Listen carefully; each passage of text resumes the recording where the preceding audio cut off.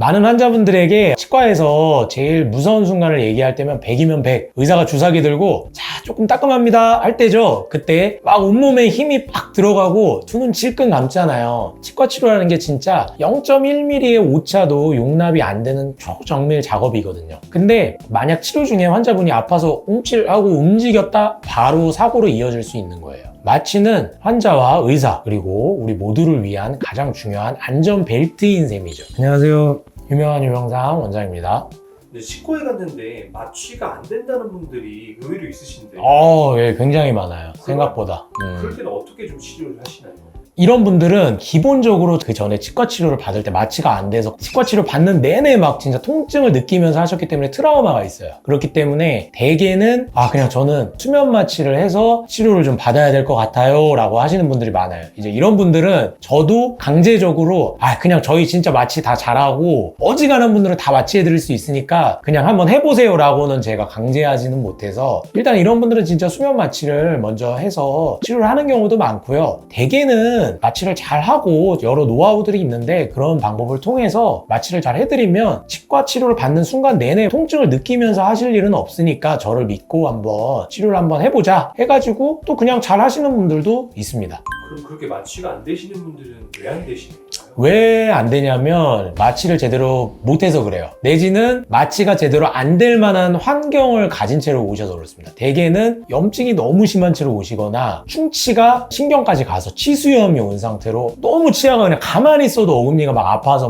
그런 분들은 진짜 마취 잘 안 되긴 해요. 어떤 분들은 내가 술을 많이 마셔가지고 이제 알코올 섭취가 많아서 마취가 잘 안 받는다 이렇게 얘기하시는데 술과도 연관이 좀 있나요? 그거는 그렇게 연관은 별로 없을 것 같습니다. 오히려 환자분들마다 마취제에 대한 역치라 그러죠. 그런 것들이 조금 차이가 날 수는 있어요. 대개는 좀 체구가 크신 분들, 몸무게가 많이 나가는 분들은 그만큼 마취액을 좀 더 많이 넣어야 되고 좀 연세가 있어서 노년층 어르신들 보면은 그런 분들은 이제 마취를 조금만 해도 좀 대개는 잘 되는 경우가 많아요.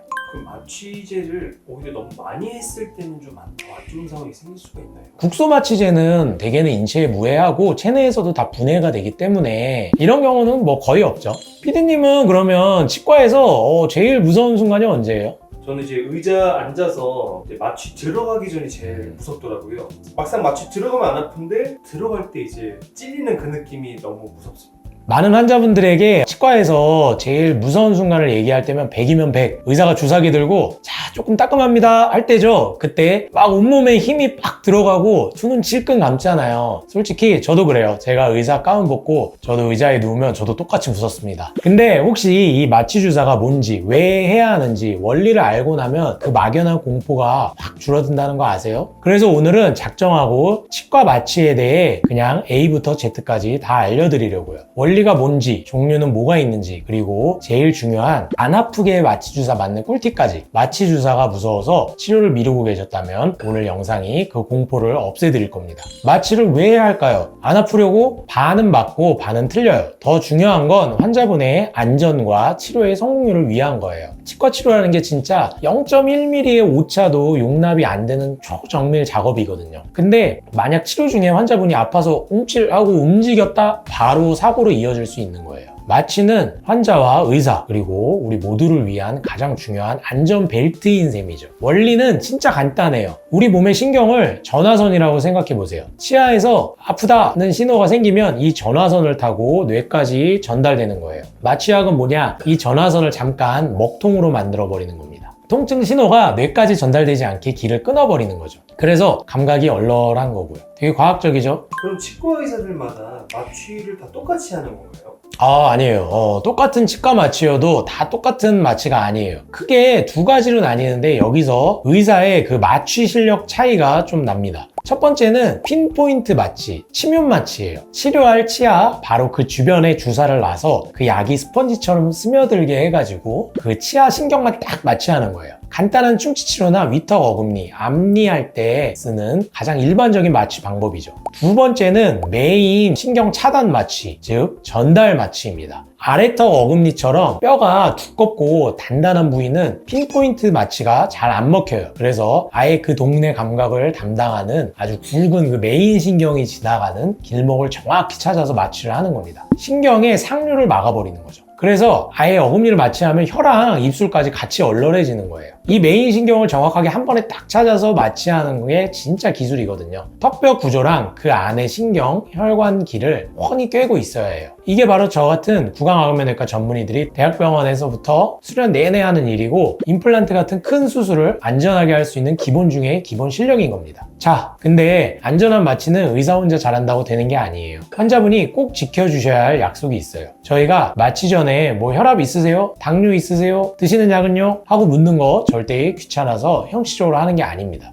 특히 고혈압, 당뇨, 심장질환 있으신 분, 아스피린이나 혈압약 드시는 분, 옛날에 약물 알러지 경험이 있으신 분은 무조건 미리 말씀해 주셔야 해요. 이게 왜 중요하냐면요, 예를 들어 고혈압 환자분한테 일반 마취제를 쓰면 혈관 수축제 성분 때문에 혈압이 순간적으로 확 튈 수 있어요. 진짜 위험하죠. 근데 저희가 그 사실을 미리 알면 알아서 고혈압 환자용 맞춤 마취제로 바꿔서 안전하게 치료할 수 있습니다. 그래서 환자분이 솔직하게 말씀해 주셔야 저희가 안전하게 치료를 해드릴 수 있는 거예요. 간혹 마취가 잘 되지가 않아서 다른 치과에서 치료를 받다가 저희 치과에 오셔가지고 치과 치료를 진행하는 환자분들께 제가 특별히 추가적으로 하는 마취에 대해서 한번 직접 보여드리도록 하겠습니다. 일단은 가장 치과에서 쓰는 일반적인 마취라고 하면은 요거를 이제 생각을 하실 거예요. 이제 저희 치과에서도 아까 말씀드린 제일 얇은 마취 바늘이 30게이지 바늘로 치아 치료를 받을 그 치아 주변에 잇몸에 마취를 부드럽게 하는 거죠. 마취 크림을 발라놓고 마취를 하게 되면 통증을 많이 줄여드릴 수가 있습니다. 그래도 찌를 때 좀 아프실 수 있고요. 통증이 아예 없을 수는 없어요. 앞니 그 코 밑에 이 부분 있죠? 이 부분이나 이점양 쪽 있죠? 그 부분은 굉장히 딱딱하기 때문에 좀 센 압력으로 넣어야 마취액이 들어가요. 그래서 우리가 이걸 이렇게 짜 넣을 때 막 이게 마취액이 들어가는 속도를 일정하게 조절하기가 힘들어요. 그렇기 때문에 그때 환자분이 뻐근하게 꽉 조여지는 그 느낌이 바로 이 순간에 드시는 거예요. 그래서 대안으로 나온 것이 바로 아까 설명드린 이 무통 마취기입니다. 이 무통 마취기를 한번 보여드릴게요.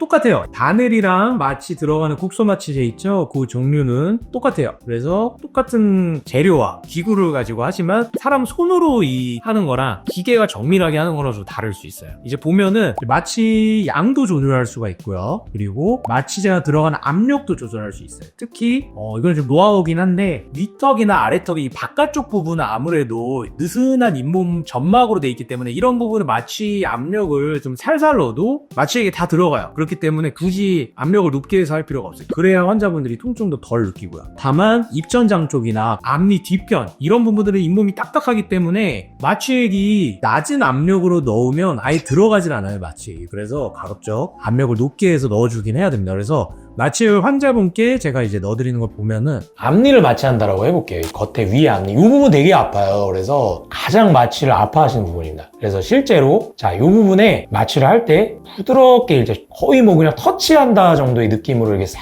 넣어주신 다음에 이제 싹 마취액 주입 버튼을 눌러요. 그럼 이제 방울 맺히는 거 보이시죠? 이게 서서히 이제 마취액이 환자분이 통증을 느끼기 직전까지의 압력 그리고 속도로 넣습니다. 이게 천천히 들어가요. 그러다가 이제 괜찮아지면 쑥 넣어도 쑥 주입이 되죠. 이제 속도가 빠르게.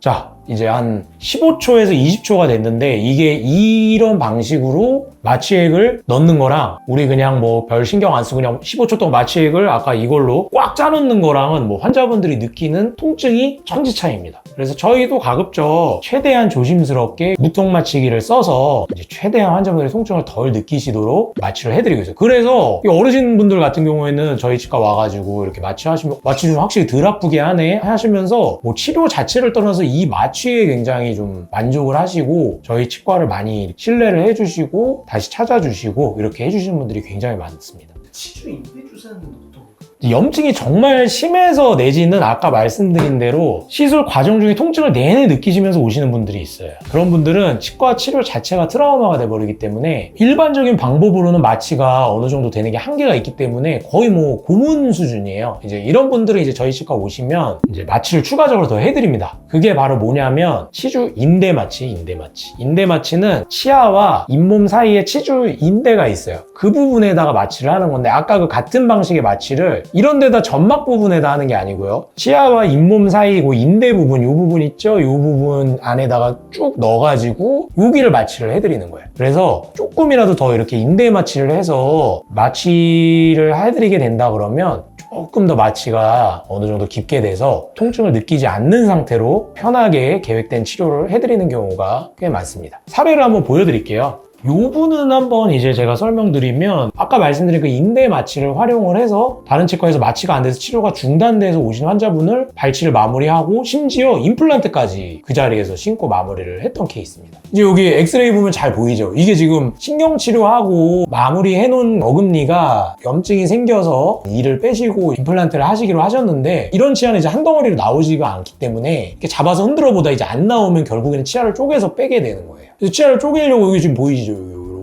여기 지금 쪼개려고 이제 들어가는데 이때 내내 환자분이 아파가지고 치아를 쪼개다가 너무 아파하시니까 다 쪼개지도 못했어요. 이게 이제 환자분도 불안해 하시니까 아까 말씀드린 전달 마취도 하고 그리고 추가적으로 침윤 마취를 하고 그 다음에 마지막으로 치주 인대 마취를 해가지고 이어서 한번 해본 거죠. 그래서 정말 신기하게도 마취가 완전히 돼가지고 치료하는 내내 통증 없이 잘 하셨고 임플란트까지 이렇게 깨끗하게 그 자리에서 이거 한 10분 정도 만에 다 하고 가셨어요. 끝나고 이제 실밥배로 오셨을 때 찍은 사진인데 깨끗하죠. 거의 뭐 무절개한 것처럼 이렇게 뚜껑 나사까지 다 달아서 바로 본뜰 수 있게 한 달 반에서 2달 후에 마무리를 해드려서 환자분도 이게 진짜 놀라운 거예요. 이게 이제 마취가 안 돼서 왔는데 여기서 이제 치주 인대 마취를 추가적으로 해서 치료받는 내내 임플란트를 심지어 심는 내내 통증 없이 끝까지 다 하셔서 감사하다고 막 먹을 것도 사다 주시고 하셨어요. 그래서 이제 이분은 9월 말 정도죠? 뭐 그쯤에 오셔가지고 이제 임플란트 본을 뜨고 마무리를 해드리기로 했습니다. 저는 의사가 환자한테 해줘야 할 가장 중요한 것 중에 하나가 고통의